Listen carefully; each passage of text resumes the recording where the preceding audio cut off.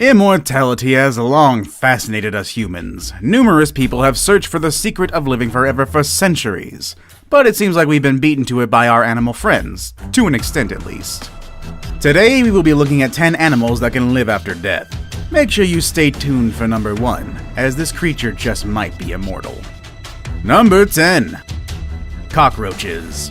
It shouldn't come as a surprise that these tiny little bugs would make this list. Cockroaches are infamous for their tenacity, and are often cited as the most likely survivors of a nuclear war. Some even claim they can live without their heads. Well, surprise, surprise, they can live without their heads. In fact, they can go on living for 2 weeks. To understand how these bugs can survive decapitation, first we must understand how we fragile humans couldn't. First of all, humans bleed, and when a man's head comes off, he bleeds a lot. Cockroaches don't have that problem though.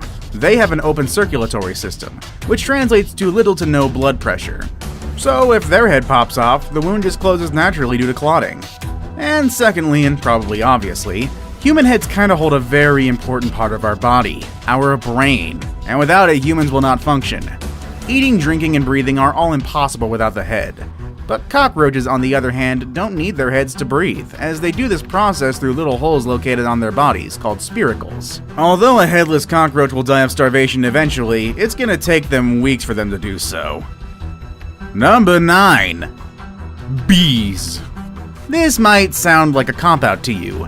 No, bees die and they stay dead. However, there is a reason why they appear on this list, because even though a bee might be dead, it can still sting you. Not in the way that you think, of course. Dead bees obviously can't go flying around and actively sting you. It's that their stinging parts and more importantly their venom delivery system will still work even if the bee is long dead.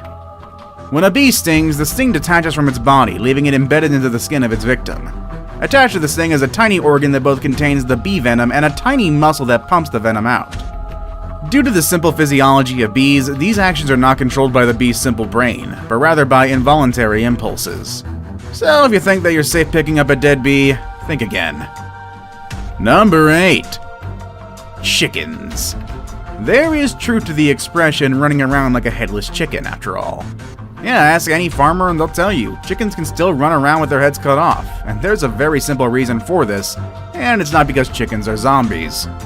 No, the reason is, believe it or not, human error. This error happens to be a butcher's error, to be more specific. You see, a chicken's central nervous system is very different from us humans. Some basic bodily functions are controlled not by the brain itself, but by certain parts of the brain stem. So, what does this all mean? Well, the butcher chopped the chicken's head to high. Most of the time, it's just the forebrain of the chicken that comes off with its head, leaving the brainstem and the cerebellum quite intact. In fact, if the butcher also misses the jugular, not only will the chicken continue to move, it sometimes can still breathe. Of course, it eventually starves to death. But there is one special case that a chicken survived 18 whole months without its head. Number 7. The octopus.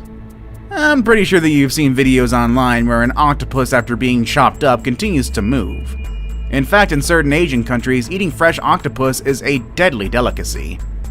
It's not really the octopus that survives after being chopped up, but rather 8 wily arms that continue to move about. And it's these 8 arms that usually get stuck in someone's throat, resulting into a very bad day. The reason why octopus's arms maintain mobility even after being chopped off is quite fascinating. It's because their central nervous system is quite unique. You see, most of an octopus's nerve cells, 2 out of 3 of them in fact, can be found not in the brain where you would expect them to be, but rather in its tentacles. And these arms can continue reacting to stimuli even if they are no longer connected to the main brain. In fact, they remain responsive even after the octopus has been long dead and the arms severed.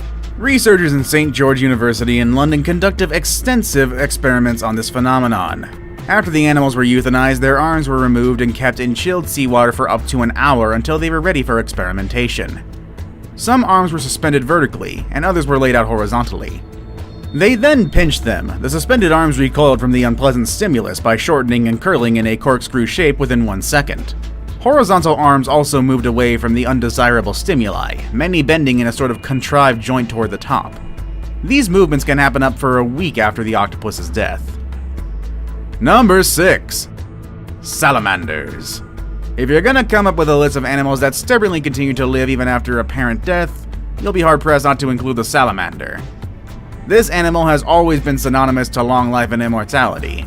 It's even revered by people who believe in magic, believing that the amazing regenerative powers of this animal can be considered paranormal. Salamanders have the uncanny ability to regenerate any part of its body that has been chopped off. More amazingly, these regrown parts actually function the same as, or in some cases, even better than the original parts. This is mainly because of a special protein found in salamanders, which facilitates the replication of cells. This protein can also be found in humans, but in smaller quantities, and they help us heal from our wounds. So does this mean that we can soon regenerate severed limbs? Well, we're not quite there yet. But scientists are continuing to study salamanders and how their unique ability can benefit humans in the future. Number 5. Frogs. It has been discovered that frogs continue to move around even when they're brain dead, or to put it more accurately, with its brain missing. This experiment was brought about when scientists discovered reports of various headless animals continuing to move about. That's very impressive on its own, but let's face it, there's only so much any creature without a head can do. So what happens if you leave the frog's head intact, but take out its brain, you ask? Well, thanks to the "let's chop out its brain and see what the hell happens" approach to science taken by 19th century neurologist David Ferrier, we can tell you. A headed but brainless frog actually behaves very similarly to a frog with its gray matter perfectly intact. If you turn it upside down, it will right itself. If you pinch its feet, it will hop away. If you put it in water, it will swim to the side and climb out. And perhaps most disturbing of all, it'll even croak contentedly if you stroke its back. The factor that results in frogs' zombie-like tendencies is the power of the reflex reaction, which fires the necessary electrical impulses that cause a muscle to expand or contract. Number 4. Flies. You've probably seen David Blaine resurrect dead flies just by touching them, and no, this is not because the magician really has supernatural powers. Flies can survive freezing temperatures and go into some kind of suspended animation. What you really see David doing is thawing the frozen fly using his own body heat. When the insect fully thaws, the fly then flies away. But this amazing ability to survive freezing temperatures is not why the humble fly makes it to this list. Female flies will live for several days after they have been decapitated. Such beheaded females assume an upright stance comparable to that of a normal fly, and can do and engage in complex actions such as preening, flying, and under duress, walking. Even more amazingly, males will court decapitated females.